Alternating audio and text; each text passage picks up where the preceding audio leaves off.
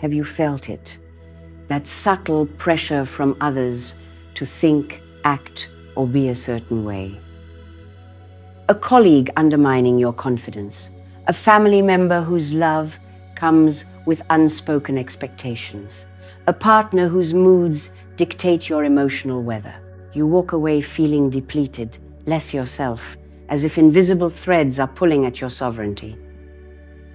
But let's be honest, while external pressures are real, the battle often begins with your response. Do you constantly adjust yourself to gain approval or avoid conflict? Do you over-explain, over-justify, trying to meet expectations that aren't yours? Do you leave encounters exhausted, not from what was done to you, but from your internal effort to navigate their agenda? Here's a hard truth to set you free. Much of the influence you feel from others is amplified by your own predictable reactions and your desire for external harmony or validation. You believe you're being adaptable or kind, but what if you're making yourself an easy target for those who seek to exert influence?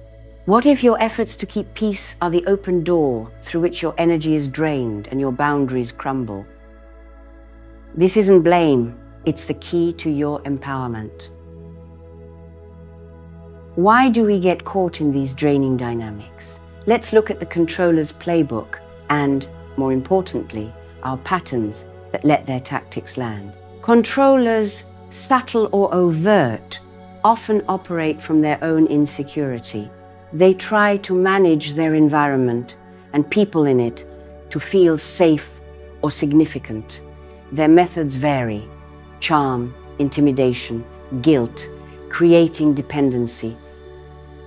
But their tactics only work if they find fertile ground in us.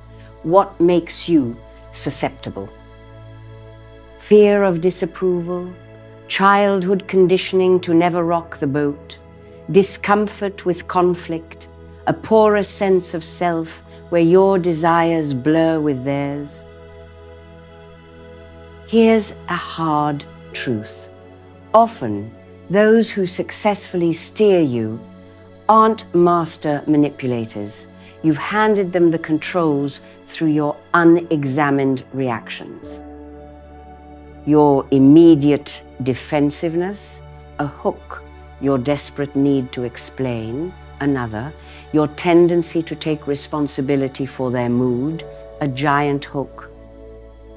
And a stark one: believing you can change a controlling person by being more understanding or meeting their demands is a dangerous illusion.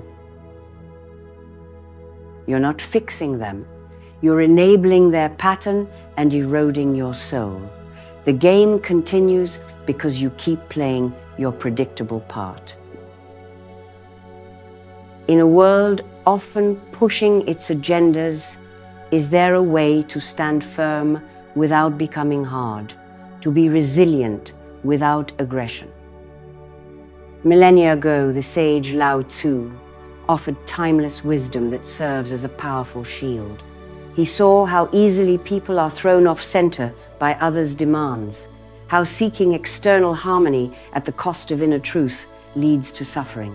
Lao Tzu's philosophy centered on the Tao, the natural, harmonious way of your authentic being, and Wu Wei, effortless action or non-doing, isn't about passivity.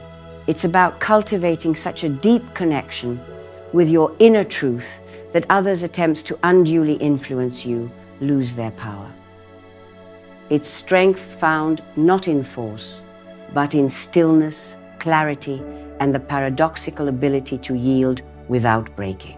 Imagine being like water. It adapts, flows around obstacles, yet can wear away stone, or a deeply rooted tree, weathering storms by swaying with resilient flexibility. This ancient wisdom offers a way to transform your inner state, making you virtually ungovernable by those who seek to shape you to their will. It's about reclaiming your energetic sovereignty. But how do we make this practical? It begins by understanding their game and your power to change the rules. Those who seek to steer your thoughts, emotions, or actions rarely operate from genuine strength. Understand this: their need to manage others almost invariably springs from their own inner void, their fears, their scramble for significance. They might use various tactics: demands, undermining, victimhood, obligation, a performance designed to provoke a predictable reaction in you. And here's a critical insight into their power. It is almost entirely dependent on your participation, your predictable emotional response. They throw a hook, criticism, a demand, and wait for you to bite, get defensive, over-explain, rush to fix, feel guilty. Your reactivity is their fuel. Your emotional engagement is their stage. Without your energy, their attempts to pull your strings fall flat, revealing their emptiness. Lao Tzu's wisdom highlights the power of stillness.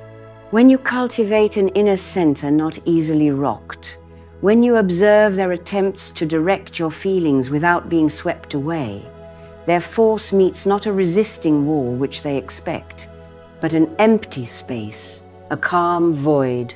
It's like shouting into a vast canyon. Their force finds nothing to collide with. Their projections find no surface. Their demands, met with calm, non-engagement, or a simple boundary, lose their venom. This isn't ignoring reality, but choosing not to feed the dysfunctional dynamic with your agitated reactions. Their force becomes futile against your quiet, centered stillness. How do we apply Lao Tzu's wisdom as a shield when faced with those who seek to impose their agenda or emotional state upon us? The core is Wu Wei, understood here as the art of strategic stillness or skillful non-reaction. This isn't passive surrender. It's an active, conscious choice to disengage from their attempts to hook your energy. It's reclaiming your power by refusing to play their game by their rules. What does strategic stillness involve? First, cultivating inner observance.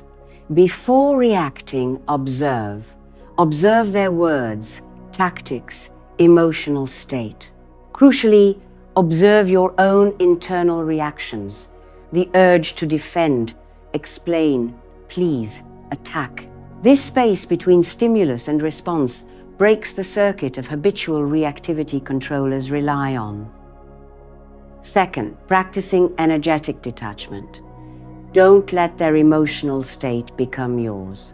If they are anxious or angry, consciously remain in your own center of calm. Imagine their energy as a wave. Dive beneath it. Let it pass without dislodging you. This isn't coldness. It's not taking on their emotional burdens. Third, minimal and deliberate response when necessary. Often, no response to provocation is most powerful, but when needed, Wu Wei guides it to be minimal, calm, clear, no lengthy justifications, no emotional counterattacks, a simple boundary. I'm not discussing this now. A calm refusal, no thank you, or reflective silence can say more than agitated words. Their force seeks a reaction. Your stillness is your strength. Finally, anchoring in your own truth. Controllers often succeed by making you doubt yourself. Strategic stillness is rooted in a deep connection to your inner knowing. When you're clear about who you are and what you value, their attempts to redefine you lose traction. You become like a mountain. Their opinions may howl, but they cannot move your core. a hard truth. Choosing skillful non-reaction will often infuriate those used to easily getting a rise out of you. Their frustration is a sign it's working. They're losing their grip. This isn't punishment, it's your liberation. This is the quiet revolution of Wu Wei. Lao Tzu, in his profound connection to the natural world, frequently used water as a metaphor for Wu Wei. He famously said, "Nothing in the world is as soft and yielding as water. Yet, for dissolving the hard and inflexible, nothing can surpass it. And the highest good is like water. It does not contend, and so is without blame." This wisdom offers us a powerful strategy for navigating those who try to exert undue pressure or impose their will. Think about how water interacts with force. If you strike water with your fist, what happens? Your fist passes through. The water yields, absorbs the impact, and remains unchanged. If a raging torrent meets a massive rock, it doesn't try to shatter the rock with a single rigid blow. It flows around it, adapts to its contours, finds new pathways, or, over time, gently, persistently wears the rock away. How can you embody this way of water when dealing with someone who is trying to push their agenda on you or provoke a specific reaction? First, strategic yielding, not capitulation. When faced with aggression, yielding like water doesn't mean giving in to their demands or sacrificing your principles. It means not meeting their rigidity with your own. Instead, mentally soften, allowing their initial volley of words or emotional energy to flow past you without immediate, hard resistance. This can de-escalate a situation faster than any counterattack. Second, it's about fluid adaptability. Controllers often have a script they expect you to follow. When you respond in unexpected, fluid ways, calm inquiry, gentle redirection, perhaps even humor, you disrupt their pattern like water, adapt to the interaction, refusing to be confined to their narrow channel. Third, it's about persistent gentleness when appropriate. Sometimes calm, gentle assertion of your boundary, repeated without anger, can, like water on stone, make an impression where a forceful outburst would only create more resistance. A vital, hard truth. Your instinct to meet aggression with aggression often just fuels their fire and escalates the dynamic you wish to escape. The way of water teaches a more sophisticated strength to absorb, redirect, remain fluid, thereby disarming their force and preserving your energy. You don't have to become hard to be strong. Their force seeks a reaction. Your stillness, your fluidity is your strength.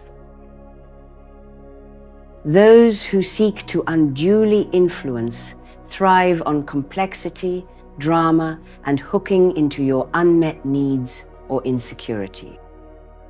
Lao Tzu's wisdom guides us towards simplicity and inner stillness as profound methods of self-protection. What makes a target appealing to a controller? Someone easily flustered, with many buttons to push, overly invested in external approval, or whose life is full of unresolved inner noise. This internal static makes you vulnerable. Lao Tzu champions a return to simplicity, simplifying your needs. The less you desperately need from others, their approval, validation, agreement, the less leverage they have. A hard truth. Many offer up their autonomy for crumbs of validation from those who don't care for their best interests. Cultivating inner stillness. A still mind reflects reality clearly, undisturbed by another's emotional state or provocation. Practices like meditation or time in nature develop the stillness that makes you less reactive. You see their attempts to shape your thinking for what they are. Clarity of your own Tao, knowing who you are, your values, your non-negotiable boundaries, creates an internal compass difficult for external agendas to override. A powerful truth. When you simplify your inner world and cultivate stillness, you become an unattractive, even baffling target for those who operate through drama and manipulation. They seek reactivity and neediness, finding simplicity, clarity, and calm self-possession. Their hooks find no purchase. Your peaceful presence may even unsettle them, mirroring their own turmoil. Imagine the shift when you stop being a pawn in others' emotional games, when you cease being an easy energy source for those who would drain you, when your inner peace is no longer dictated by external whims. This isn't just learning new tactics, it's a rebirth into your energetic and emotional sovereignty. It's coming home to yourself. First, you reclaim your energy. The life force previously consumed by anxious anticipation, overthinking, defending, and trying to manage situations beyond your responsibility returns to you. It's available for your growth, creativity, joy, for life on your terms. You'll feel a lightness, an unburdening. Next, you experience deeper inner peace. When your well-being isn't tethered to the volatile states of those who seek to steer your emotions, when you observe their provocations without taking the bait, you discover an unshakable stillness at your core. This is the peace of the Tao, aligning with your true nature, undisturbed by external drama. This peace is your compass and shield. A crucial, hard truth about this rebirth. As you embody this new way of being, less reactive, more centered, rooted in your truth, your relationships will change. Some, respecting your autonomy, will deepen. However, those who benefited from your reactivity, your porous boundaries, or your willingness to be emotionally managed, will likely find your transformation uncomfortable, even threatening. They may escalate their attempts to pull you back into the old dance, or, finding their tactics ineffective, fade away. This isn't loss, it's a healthy recalibration. It's making space for connections aligned with your sovereign self. The most profound liberation. You realize your worth and peace are not commodities earned from others. They are inherent, cultivated from within. You move from being a reactor to external pressures, to a conscious creator of your experience. Their force seeks a reaction. Your stillness, your authentic presence, is your unshakable strength. True connection isn't forced by them or by you. It blossoms in the sacred space of mutual respect and freedom you now champion. We've journeyed through uncomfortable truths, unmasking how external forces can attempt to shape our experience, and illuminating an ancient path to reclaim inner sovereignty. If you felt the sting of being managed, the exhaustion of reactivity, the drain from those who would unduly influence your path, If you yearn to navigate this world with more peace, authenticity, and centered strength, then the wisdom of Lao Tzu, embodied in the art of strategic stillness, offers a practical way forward. This isn't about a one-time victory. It's about cultivating a new way of being, a moment-by-moment commitment to your inner alignment, truth, and peace, regardless of external storms. So, here's your invitation. This week, identify one specific situation where you typically feel your buttons pushed, where someone tries to steer your emotions or decisions, or where you fall into old patterns of anxious reactivity. In that arena, consciously practice the art of strategic stillness. What might this look like? Taking a calming breath before responding, creating inner space, listening fully, observing their words and energy as if from a slight distance, responding with a simple, calm, clear statement of your position without apology or excessive justification, then allowing the silence, recognizing their attempt to hook your emotions, and consciously choosing not to engage on that level, maintaining your inner calm. Your true power is forged not in dominating others, but in mastering your inner landscape. If this path resonates, if you're ready to step out of reactive dances and into your serene power, I invite you to make a commitment. Go to the comments and declare, I choose stillness over reactivity. My sovereignty is my strength. True connection flows from within. Let this be your vow. The power to navigate any storm with grace resides within you. It is time to awaken it.